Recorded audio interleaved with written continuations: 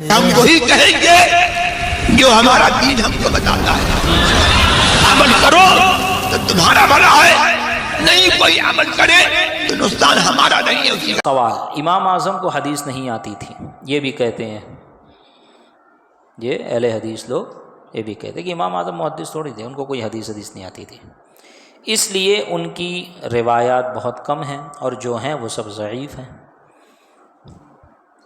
اب جواب دیتے ہیں کہ امام اعظم بہت بڑے محدث تھے، بغیر حدیث دانی اس قدر مسائل کیسے استنباط ہو سکتے تھے؟ ان کی کتاب مسند ابو حنیفہ اور امام محمد کی کتاب موطا امام محمد سے ان کی حدیث دانی معلوم ہوتی ہے۔ حضرت صدیق اکبر کی روایات بہت کم ملتی ہیں تو کیا وہ محدث نہ تھے؟ کمی روایت احتیاط کی وجہ سے ہے۔ امام صاحب کی تمام روایات صحیح ہیں کیونکہ ان کا زمانہ حضور سے بہت قریب ہے۔ بعد میں بعض روایات میں ضعف پیدا ہوا، بعد کا ضعف حضرت امام کو مضر نہیں، جس قدر اسناد بڑی ضعف بھی پیدا ہوا۔ سمجھ میں آئی بات؟ امام اعظم کا زمانہ نبی پاک کے زمانے سے بڑا قریب، جب امام اعظم جس حدیث کو بیان کر رہے ہیں اس وقت وہ حدیث صحیح ہے، اس کے روات سب کے سب صحیح ہیں۔ امام اعظم کے بعد جو لوگ آئے، کیونکہ ضعف کس کی وجہ سے آتا ہے؟ حدیث کوئی ضعیف نہیں ہوتی، کیونکہ ساری احادیث نبی پاک کا قول ہے نا، اس کے بیان کرنے والے راوی جسے کہتے ہیں، راوی جسے کہتے ہیں، جو روایت کرتا ہے، جسے اسناد کہتے ہیں، جسے سند کہتے ہیں، اس سند میں کوئی ایک ایسا راوی ہوتا ہے جو ضعیف ہوتا ہے۔ امام اعظم تھوڑی ضعیف راوی ہے، امام اعظم کو کبھی کسی نے نہیں کہا کہ یہ ضعیف راوی ہے۔ ضعف امام اعظم جس بھی حدیث کو بیان کر رہے ہیں، اگر اس حدیث میں ضعف آ رہا ہے، اس روایت میں ضعف آ رہا ہے تو امام اعظم کی وجہ سے نہیں آ رہا ہے، نہ ان کے اوپر کے راوی کی وجہ سے ضعف آ رہا ہے، جو ضعف آ رہا ہے وہ نیچے والے کی وجہ سے آ رہا ہے، کہ آپ کے بعد والوں تک جب وہ حدیث پہنچی تو جو حدیث پہنچانے والے تھے اس میں کوئی ایک ایسا راوی آ گیا جو ضعیف تھا، تو اس سے امام اعظم کو کیا فرق پڑے گا؟ امام اعظم جب پہنچ رہی ہے اس کے راوی سب درست ہیں، سب تام ضبط ہیں، اور وہ روایات صحیح ہے، وہ اسناد صحیح ہے، وہ سند صحیح ہے، اور امام اعظم نے اس سے استخراج و استنباط کیا اور ہم امام اعظم کی پیروی کر رہے ہیں۔ سمجھ میں آئی بات؟ اور اگر امام اعظم بالفرض مان لیجئے کہ امام اعظم کی روایت کم ہے اور کمی روایت کی وجہ سے یہ کہا جائے کہ امام اعظم محدث نہیں، تو حضرت ابو بکر صدیق کی روایت دیکھ لیجئے کتنی ہے۔ آپ نے تو حدیثوں کا جو ہے جو جمع کر کے رکھی ہوئی تھی، آپ نے اس کو جلا دیا، اس خوف کی وجہ سے کہیں ایسا نہ ہو کہ میں جھوٹا ہو جاؤں، کہیں ایسا نہ ہو کہ مجھ سے جھوٹ بیان ہو جائے، اس خوف کی وجہ سے۔ تو کیا مطلب حضرت ابو بکر صدیق رضی اللہ تعالیٰ عنہ محدث نہیں تھے؟ اور امام اعظم کے جو پورا مذہب ہے اس کو جمع کیا امام محمد نے جو آپ کے شاگرد ہیں، اسی لیے امام محمد کو محرر مذہب کہا جاتا ہے کہ انہوں نے امام اعظم کے سارے مذہب کو تحریر کیا اور اس میں ساری حدیث ذکر کی۔ موطا امام محمد دیکھ لو، سارے مسائل کو احادیث سے استخراج و استنباط کیا، ساری حدیثیں جمع کی، اس کے بعد مسائل ذکر کیا۔ اگر اس کے خلاف کوئی حدیث، مذہب حنفی کے خلاف کوئی حدیث ہے تو اس کا بھی جواب دیا، اور مذہب کے موافق جو حدیث ہے اس کو بھی ذکر کیا۔ تو امام محمد تو محرر مذہب حنفی ہیں ہی، تو اب اگر کوئی کہے کہ امام اعظم حدیث نہیں جانتے تھے اور مذہب حنفی احادیث سے ثابت نہیں، تو وہ آنکھوں کا اندھا ہے اور دل و دماغ کا گندا ہے، اس لیے وہ قبول نہیں کر رہا ہے حق بات۔ اب دیکھیں، بعض لوگ یہ بھی کہتے ہیں کہ تم کہتے ہو چاروں مذہب حق ہیں، یہ کس طرح ہو سکتا ہے؟ حق تو صرف ایک ہی ہوگا۔ امام ابو حنیفہ فرماتے ہیں کہ امام کے پیچھے سورہ فاتحہ پڑھنا مکروہ تحریمی ہے، امام شافعی فرماتے ہیں کہ واجب ہے، تو یا تو واجب ہوگی یا مکروہ ہوگی، دونوں مسئلے صحیح کس طرح ہو سکتے ہیں، ہے نا؟ تو یہ ہے جواب اس کا، یہ ہے کہ حق کے معنی یہاں صحیح یا واقعے کے موافق نہیں ہے، چاروں مذہب حق ہے اس کا مطلب یہاں یہ نہیں کہ چاروں مذہب صحیح ہے، یا یہ مطلب نہیں ہے کہ چاروں مذہب واقعے کے مطابق ہے، واقعے کے موافق نہیں ہیں، بلکہ مطلب یہ ہے کہ چاروں مذہب میں سے کسی کی پیروی کر لو، خدا کے یہاں پکڑ نہ ہوگی، کیونکہ مجتہد کی خطا بھی معاف ہے۔ تو اس کا جواب یہ ہے کہ جو کہا کہ دو میں سے ایک بات ہوگی، یا تو پڑھنا ثواب ہوگا یا گناہ ہوگا، امام کے پیچھے قرأت کرنا واجب ہے یا مکروہ تحریمی ہے، تو دونوں بات تو ایک ساتھ نہیں ہو سکتی، دو میں سے کوئی ایک ہوگی۔ تو فرمایا کہ یہ یہاں پر حق کے معنی یہاں صحیح یا کہ واقعے کے موافق نہیں، بلکہ مطلب یہ ہے کہ چاروں مذہب میں سے کسی کی پیروی کر لو، خدا کے یہاں پکڑ نہ ہوگی، کیونکہ مجتہد کی خطا بھی معاف ہے۔ مجتہد کا اجتہاد اگر صحیح رہا تو اسے 2 ثواب ملے گا، اور اگر اس کا اجتہاد غلط ہے اور خطا کر جائے تب بھی 1 ثواب ملے گا۔ اور ہم کیا کرتے ہیں، کس میں تقلید کرتے ہیں؟ اجتہادی مسائل میں ہم تقلید کرتے ہیں نا، یہ کئی بار میں نے سمجھایا تو سمجھ میں آ گئی ہوگی بات۔ ہم اجتہادی مسائل میں ان ائمہ کی تقلید کرتے ہیں، چاہے حنفی ہو، شافعی ہو، مالکی ہو، حنبلی ہو۔ تو اب جو ان کا اجتہاد ہے، اگر اجتہاد صحیح ہے تو 2 ثواب، اگر اجتہاد غلط ہے، خطا کر گئے، خطا فی الفکر واقع ہو گئی، اجتہاد میں خطا واقع ہو گئی، تو 1 ثواب تو ملے گا نا۔ امیر معاویہ اور مولا علی، اسی طرح عائشہ صدیقہ اور حضرت علی رضی اللہ تعالی عنہ مجمعین میں جنگ بھی ہوئی، اور حق پر ایک ہی صاحب تھے، دونوں حق پر نہیں تھے، ہے نا، مگر دونوں کو حق پر کہا جاتا ہے، یعنی کسی کی پکڑ عند اللہ نہیں ہوگی۔ یہاں حق کا مطلب یہ ہے، سب حق پر تھے، کیا مطلب کہ عند اللہ کسی کی پکڑ نہیں ہوگی۔ سب حق پر ہیں چاروں مذہب، کیا مطلب کہ جس کا بھی راستہ پکڑو گے اللہ تک پہنچ جاؤ گے، اللہ کے یہاں پکڑ نہیں ہوگی۔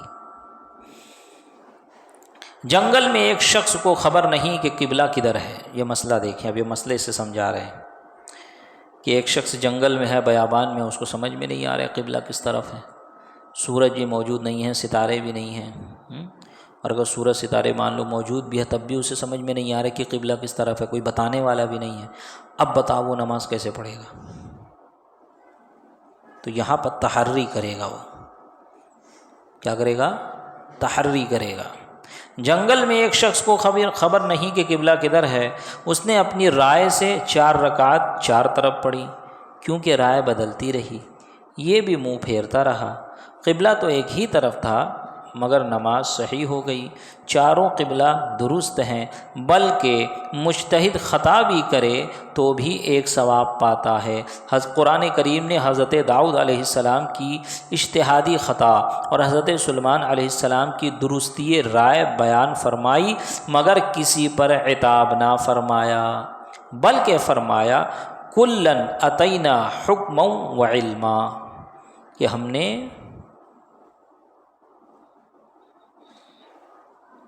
علم و حکمت عطا کیا،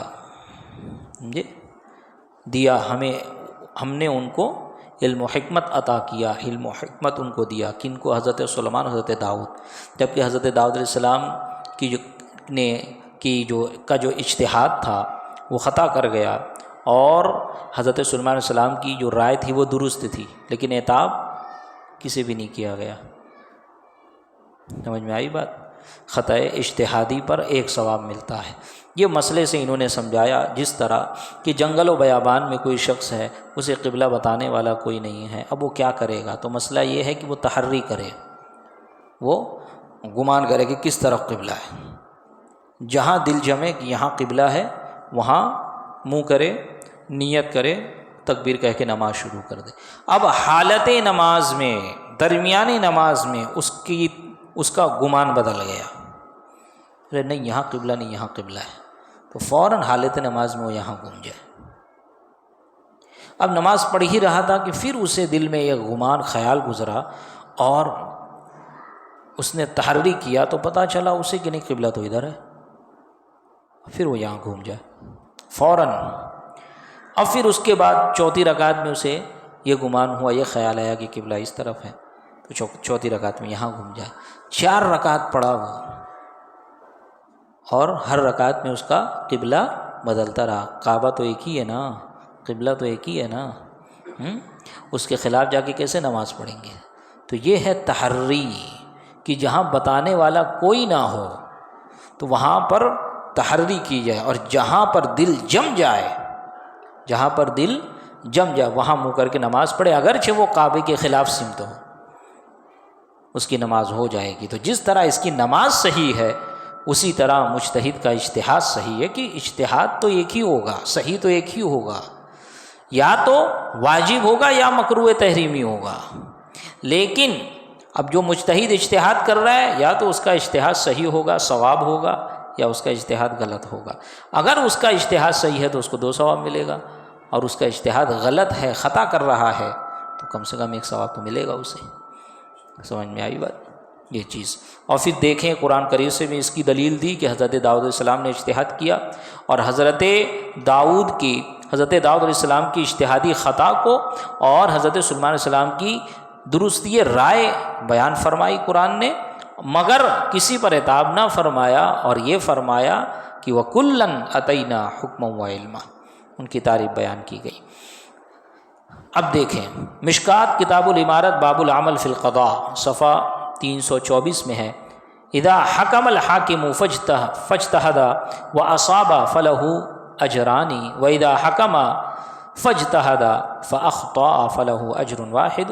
متفق علیہ. کیا مطلب؟ کہ بخاری اور مسلم اس حدیث میں متفق ہے. جب کہ حاکم فیصلہ کرے تو اجتہاد کرے، اور وہ صحیح کرے تو 2 ثواب ہیں، اور جب فیصلہ کرے اور اجتہاد کرے اور خطا کرے تو اس کو 1 ثواب ہے. سمجھ میں آئی بات؟ جو بھی حاکم ہوگا تو وہ شریعت کو مد نظر رکھ کے فیصلہ کرے گا نا، شریعت کے خلاف فیصلہ کرے گا تو قبول ہی نہیں ہے. اب اگر اپنے اجتہاد سے فیصلہ کر رہا ہے کہ جہاں پہ قرآن و حدیث اس کو نہیں مل رہی ہے، یا تو خود وہ اتنا بڑا عالم ہوگا، یا پھر علماء کی طرف رجوع کرے گا. یا حاکم سے مراد علماء مجتہدین اعظام ہیں. تو جو مجتہد ہوگا وہ اجتہاد کرے گا جب اسے قرآن و حدیث میں بظاہر اس کا جواب نہیں ملے گا، تو یا تو اس کا اجتہاد ثواب ہوگا، بہتر ہوگا تو اسے 2 ثواب ملے گا، یا تو اس کا اجتہاد خطا کر جائے گا تو اس کو 1 ثواب ملے گا. یہ حدیث سے ثابت. اس سے یہ اعتراض بھی اٹھ گیا کہ اگر شافعی رفع یدین کرے تو ٹھیک ہے اور غیر مقلد کرے تو جرم ہے، کیونکہ شافعی حاکم شرع مجتہد سے فیصلہ کرا کر رفع یدین کر رہا ہے، اور غلطی کرتا ہے تو بھی معاف ہے، اور چونکہ غیر مقلد نے کسی مجتہد سے فیصلہ نہ کرایا، لہٰذا اگر صحیح بھی کرتا ہے تو بھی خطا کار ہے. سمجھ میں آئی بات؟ ہمیں شافعیوں سے اعتراض نہیں ہے، ہمیں مالکیوں سے اعتراض نہیں ہے، ہمیں حنبلیوں سے اعتراض نہیں ہے، ہمیں اعتراض تو ان اہل حدیثوں اور غیر مقلدوں سے. ہم تو 4 میں سے کسی ایک کی پیروی کر رہے ہیں، کریں، کوئی بات نہیں. چاروں کی فقہ موجود ہے، چاروں کے اصول و ضوابط موجود ہیں، چاروں کے اجتہادی مسائل موجود ہیں. تم 1400 سال بعد پیدا ہو رہے ہو اور تم کہہ رہے ہو کہ نہیں بھائی امام اعظم غلط ہے، امام شافعی غلط ہے. تو یہ بات کہ اگر امام شافعی کا مقلد رفع یدین کرے اور اگر وہ غلط بھی ہو تب بھی تو ان کے امام کو 1 ثواب مل رہا ہے. وہ امام وہ مجتہد کی پیروی کر رہا ہے کہ جس کی رائے اگر غلط بھی ہو جائے تو بھی اللہ ثواب دے رہا ہے.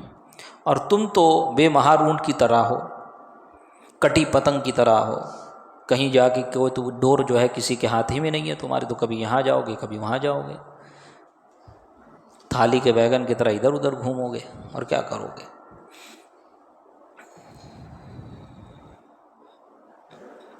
لہٰذا اگر صحیح بھی کرتا ہے تو بھی خطا کار ہے، اہل حدیث غیر مقلد. جیسے کہ آج حاکم کے بغیر فیصلہ کوئی شخص خود ہی قانون کو ہاتھ میں لے کر کوئی کام کرتا ہے، مجرم ہے. لیکن اگر حاکم کچہری سے فیصلہ کرا کر وہی کام کیا تو اس پر جرم نہیں ہے. بغیر آرڈر کے کام کرو گے تو پکڑ ہوگی تمہاری، وہی آرڈر لے کے کام کرو گے تو کوئی پکڑ نہیں ہے. کیوں؟ کیونکہ بھائی حاکم وقت کا آرڈر ہے تمہارے پاس. اور حاکم شرع کون ہے؟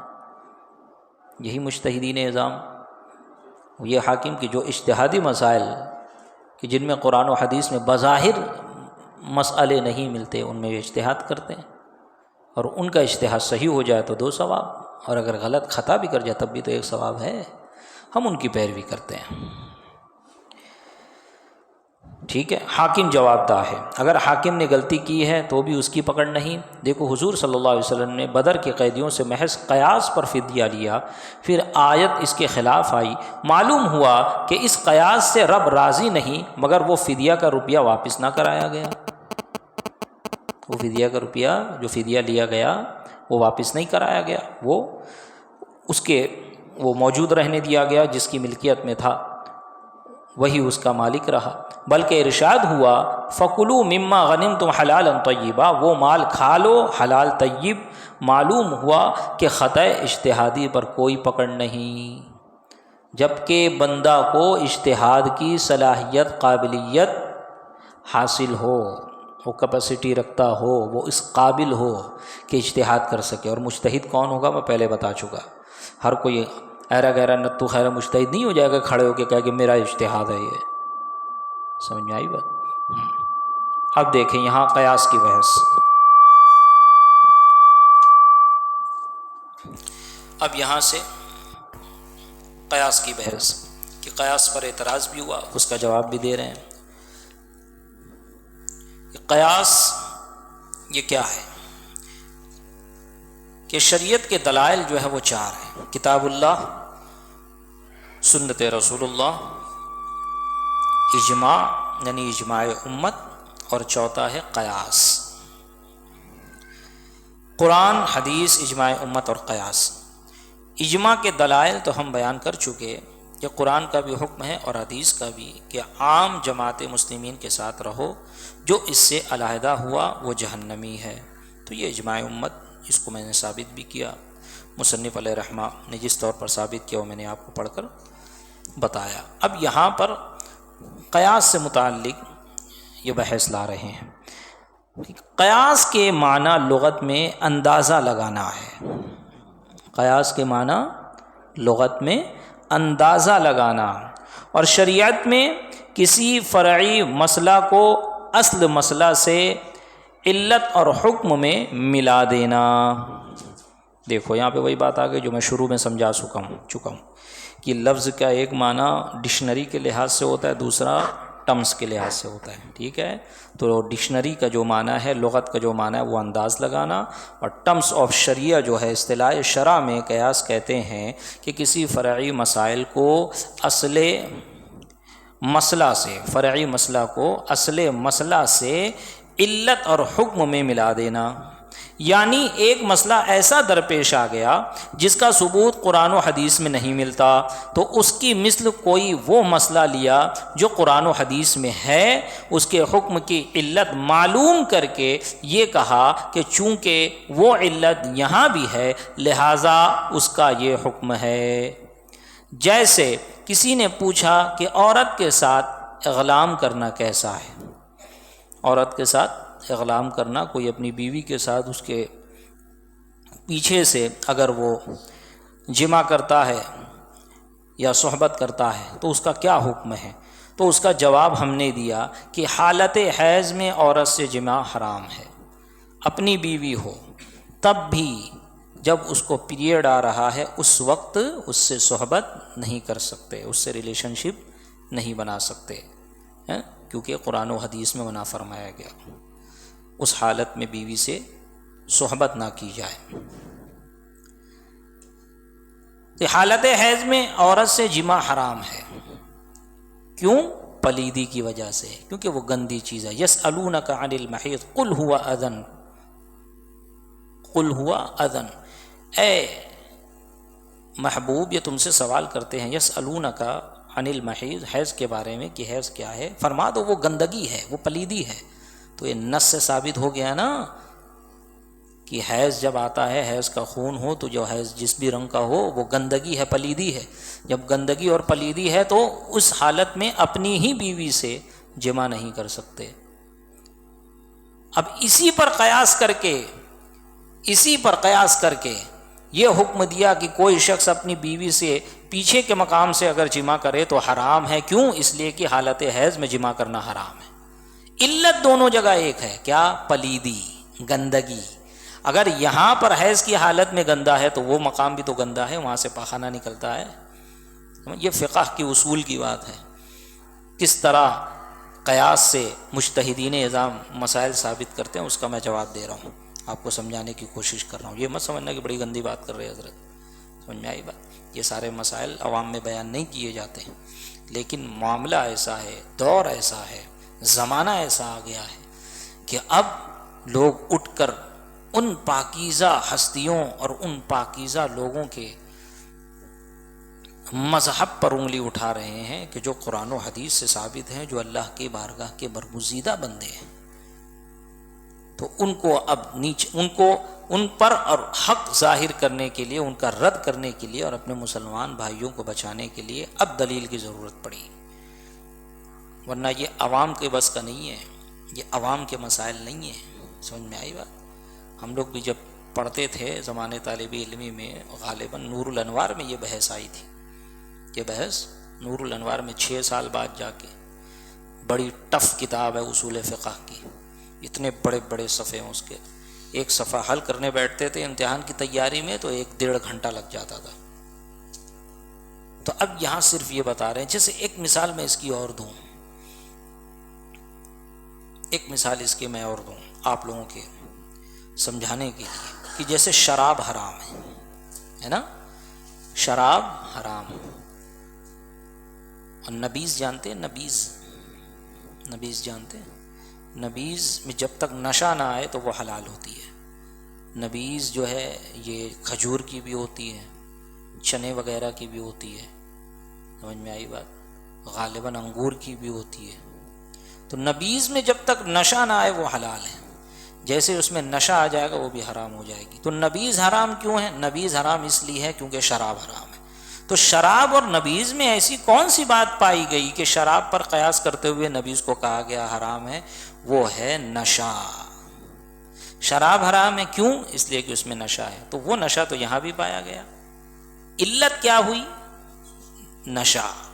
جب علت دونوں میں ایک ہے تو دونوں کا حکم کیا ہوگا؟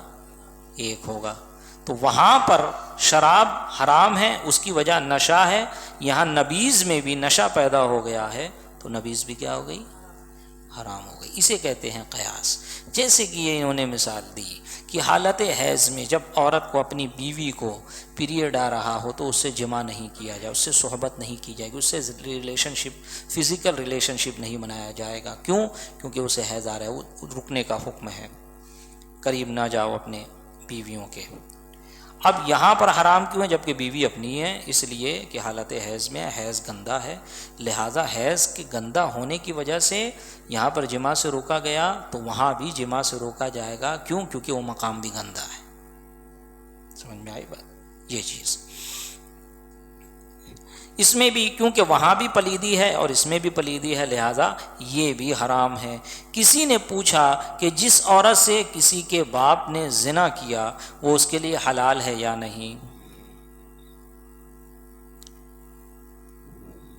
کسی عورت سے، کہ جس عورت سے کسی کے باپ نے زنا کر لیا. زید ہے، زید کے والد ہیں بکر نے کسی لڑکی سے زنا کر لیا، کسی عورت سے زنا کر لیا. اب اس عورت سے زید کا نکاح ہو سکتا ہے یا نہیں؟ یہ مسئلہ ہے نا، یہ مسئلہ ہے. کیا کہ زید کے باپ نے کسی عورت سے زنا کر لیا، اب وہ عورت سے زید کا نکاح ہو سکتا ہے یا نہیں؟ تو اب دیکھیں مسئلہ غور سے سنیں. زید کے لیے وہ حلال ہے یا نہیں؟ ہم نے کہا جس عورت سے کسی کا باپ نکاح کرے وہ بیٹے کو حرام ہے.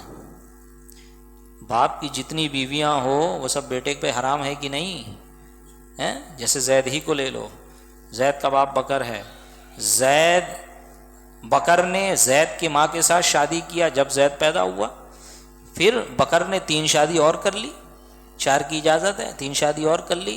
تو زید کی ماں کے علاوہ جو 3 بیویاں ہیں وہ زید پہ حلال ہے کہ حرام ہے؟ حرام ہے. کیوں؟ کیونکہ وہ باپ کی بیوی ہے. اگر باپ طلاق بھی دے دے یا باپ کا انتقال بھی ہو جائے اس کے بعد بھی زید اس سے شادی نہیں کر سکتا. کیونکہ باپ کی موتوا ہے وہ. اور اگر مان لو باپ کی حیاتی میں ان چاروں کا انتقال ہو جائے، پھر زید کے باپ نے اور 4 شادی کر لی، پھر ان چاروں کا انتقال ہو گیا، پھر اور شادی کر لی، اس طرح 15-20 شادی کر لی اس نے. تو جتنے لوگوں سے شادی کرے گا وہ سب کے سب زید پر حرام ہوتے جائیں گے ہمیشہ ہمیش کے لیے. یعنی زید ان سے شادی نہیں کر سکتا. ٹھیک. تو وہی کہا کہ جس عورت سے کسی کا باپ نکاح کرے وہ بیٹے کو حرام ہے، وطی یا جزیت کی وجہ سے. لہذا یہ عورت بھی حرام ہے. اس کو قیاس کہتے ہیں کہ جس عورت سے کسی شخص نے زنا کر لیا وہ عورت اس کے بیٹوں پہ حرام، اس سے شادی نہیں ہو سکتی، اس سے نکاح نہیں ہو سکتا. سمجھ میں آئی بات؟ حرمت مصاہرت کہتے ہیں اسے. کیا کہتے ہیں؟ حرمت مصاہرت. آسانی کے لیے کہوں تو اس کو کہتے ہیں دامادیت والا رشتہ. داماد اپنی ساس سے شادی کر سکتا ہے، بہو اپنے سسر سے شادی کر سکتی ہے، شوہر کے مرنے کے بعد بھی ہمیشہ ہمیشہ حرام رہے گا وہ. سمجھ میں آئی بات؟ بیوی کے مرنے کے بعد بھی ساس ہمیشہ ہمیشہ حرام رہے گی، کیونکہ جزیت ثابت ہو گئی. ایک دوسرے کے اصول و فروع ایک دوسرے پر حرام ہو جائیں گے. ایک دوسرے کے اصول و فروع، باپ دادا پر دادا لگڑ دادا، اسی طرح نانا کا باپ، اس کا باپ، اس کا باپ. اسی طرح اگر لڑکا ہے تو ساس، بیوی کی ماں، اس کی دادی، اس کی دادی کی ماں، بیوی کی نانی، اس کی والدہ، اس کی والدہ. اسی طرح اگر بیوی کا کوئی بچہ ہو، پہلے سے کسی عورت سے نکاح کیا اور پہلے سے اس کا کوئی بچہ ہے یا بچی ہے تو وہ اولاد اس پر حرام ہوگی. اسی طرح بیوی، لڑکی نے، عورت نے کسی مرد سے شادی کی اور اس کی پہلے سے اولاد ہے، پہلے سے اس کے لڑکے ہیں، تو وہ لڑکے اس پہ حرام ہوں گے جزیت کی وجہ سے. تو یہی اصل مسئلہ ہے. تو اسی پر قیاس کر کے فرمایا کہ جو شخص کسی عورت سے زنا کر لے تو کیا ہوگا؟ وہ عورت اس کی اولاد پر حرام ہے، اس سے نکاح نہیں ہو سکتا. تو وہ حرمت کیسے ثابت کی گئی؟ قیاس کے ذریعے، کیونکہ قرآن و حدیث میں صراحتاً اس کا حکم نہیں ملتا.